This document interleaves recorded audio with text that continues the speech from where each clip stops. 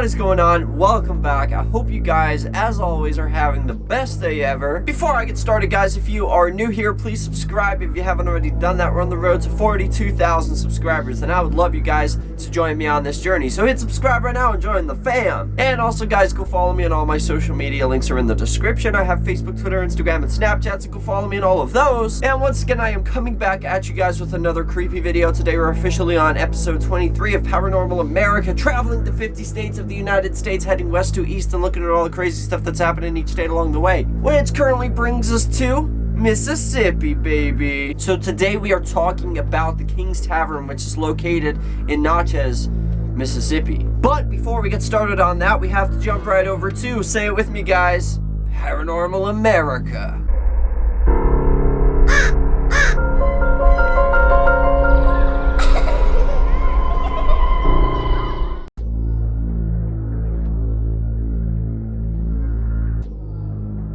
Welcome to Paranormal America, and today we are talking about the King's Tavern. The King's Tavern is located in Natchez, Mississippi.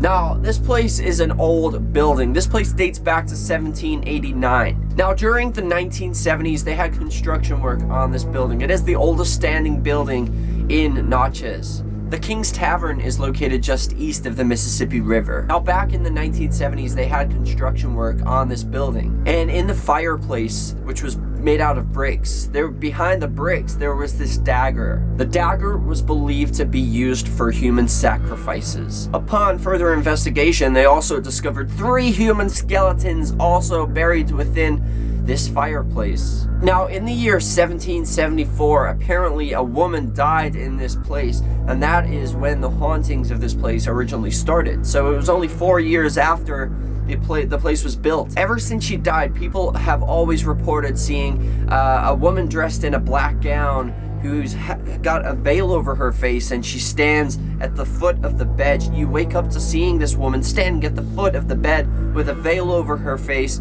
and she's got her head bowed down, and people have woken up to that, which is kind of terrifying. People have also reported seeing a short woman with red hair. This girl is believed to be a girl named Madeline. Madeline was apparently one of the people who was murdered by this dagger. Now, those people who reported seeing this girl have been people who are in trusted positions, such as police officers, Marines. People who have stayed at this place just in general have also reported seeing this girl. Most of the time, she is standing in the doorway or sitting on a chair in this certain room, and apparently people have looked at her, noticed her staring at them,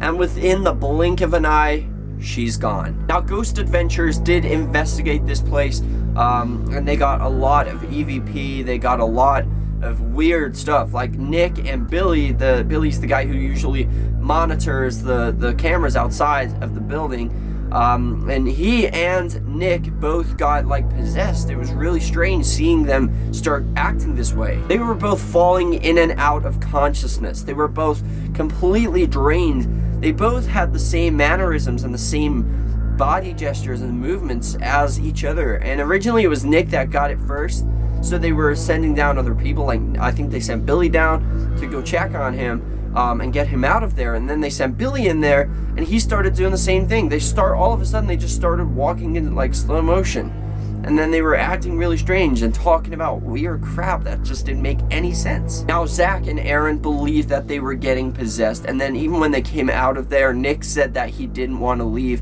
He wanted to go back in, and that he also claimed to have the feeling of wanting to hurt somebody. He said he really wanted to inflict pain upon somebody. Now, Billy, on the other hand, he got kind of different. He wasn't so much aggressive, but he was found sitting down on a stairwell, and when Zach came back in to find him, he was sitting there with tears in his eyes, and he looked so disorientated, confused.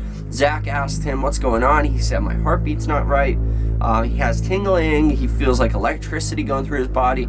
So they believe that Nick and Billy both got possessed in this episode. There was a man who was pushed down a flight of stairs this one time so hard that he fell face first down the stairs, hit the ground, and other people in the building described the light chandelier moving, and people said that dust came from the ceiling because he came down the stairs that hard on the floor above that it caused the light to start swinging, and the dust came down from the ceiling.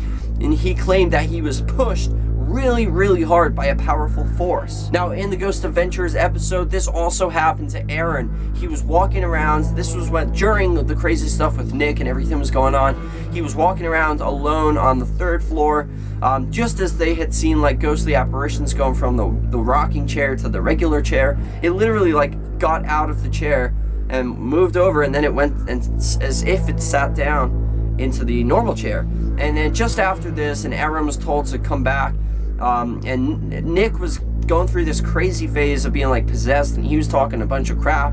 He was saying like to Aaron, you gotta go downstairs, and Zach didn't understand why he was telling him to go downstairs, because nobody ordered Aaron to go downstairs at all. And Aaron said, no, I'm not going downstairs. The next thing, he decided to leave the room, and he got pushed, and he jumped out of his skin. He was saying it was like real hard push. I felt 2 hands on my back.